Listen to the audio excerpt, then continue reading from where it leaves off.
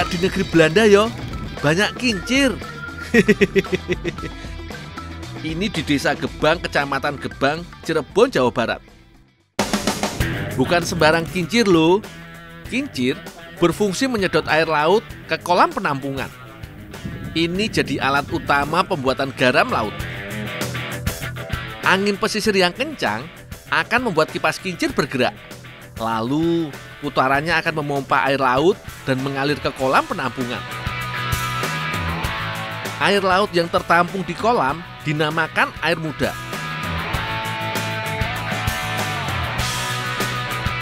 Dari kolam ini, air laut tersaring dan dialirkan lagi ke meja garam di sekitarnya.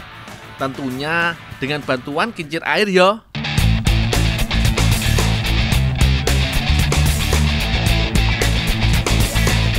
Sinar matahari membantu air laut menguap dan meninggalkan kristal garam. Nah, garam inilah yang dinamakan garam krosok. Garam paling cepat dipanen setelah 3 hari penjemuran. Biasanya satu lahan mencapai ketebalan segeri atau sekitar setengah ton kristal garam.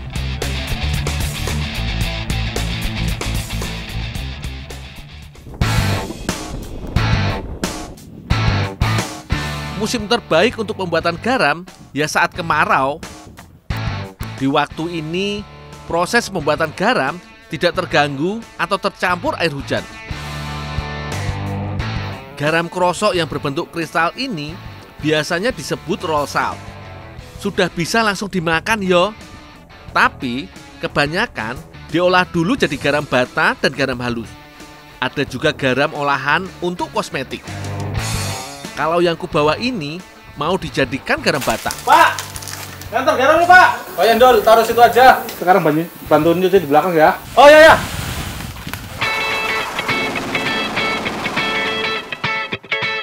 Pengolahan garam krosok dimulai dengan pencucian. Biasanya makin gelap warna garam laut, makin tinggi kotorannya. Kristal garam yang menggumpal dipisahkan, lalu masuk ke mesin pencucian. Saat pencucian inilah garam dipisahkan dari zat pengotor atau mineral lainnya.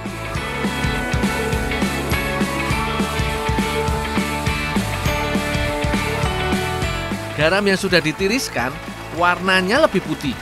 Selanjutnya garam digiling dan ditambahkan yodium.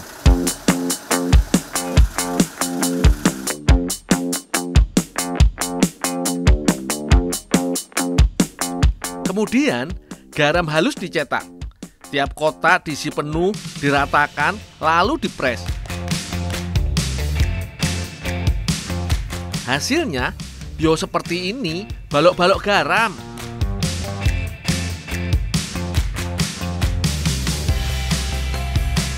Kualitas garam di tiap daerah berbeda-beda, tergantung dari kualitas air lautnya, fasilitas produksi, dan penanganan setelah panen. Kalau sudah, garam di oven. Pemanggangan ini untuk memadatkan bentuk garam bata. Jadi tidak mudah hancur.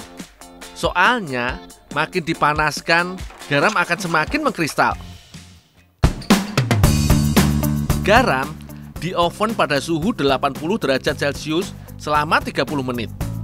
Kalau untuk garam halus atau garam meja, beda lagi yo. Biasanya ditambah zat anti cracking supaya tidak mudah menggumpal. Pak, minta garam ya Pak ya? Boleh, silakan. Sampai.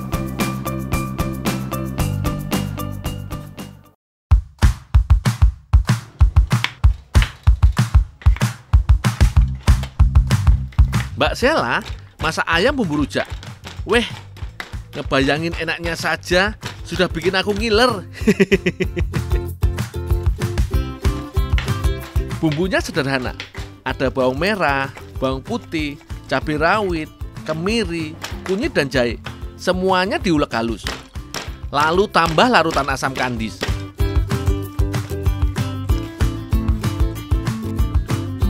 Serai geprek dan daun jeruk juga disiapkan yo, supaya rasanya lebih jos. Sisihkan sebagian bumbu untuk ditumis.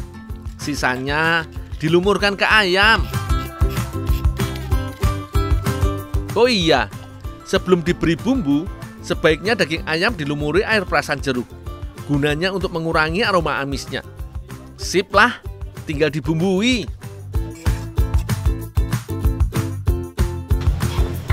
Kak, Ya. dapat garam banyak nih kak. Ini bungkus pakai garam nih ayamnya. Nih masak pakai garam. Iya. Oh ya sini. Nih, ya.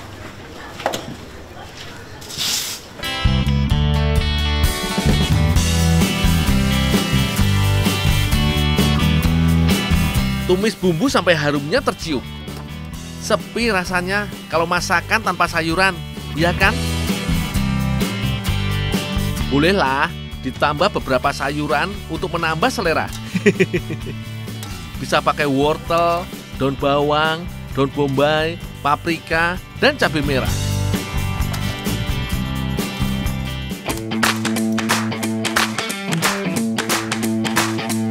Aku diminta Mbak Sheila memanggang ayam.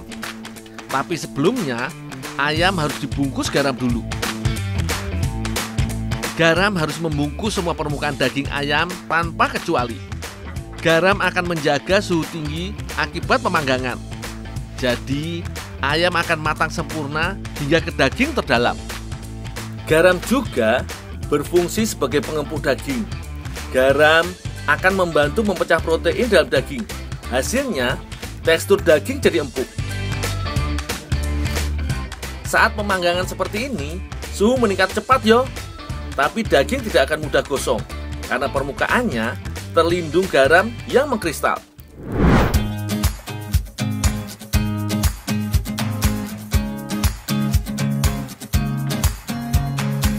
Wah, mantep iki.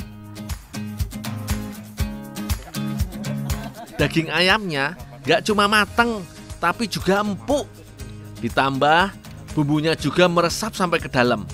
Gak cuma luarnya saja yo. Walau daging dibungkus garam, tapi gak kelewat asin seperti yang dibayangkan kok. Gurihnya pas.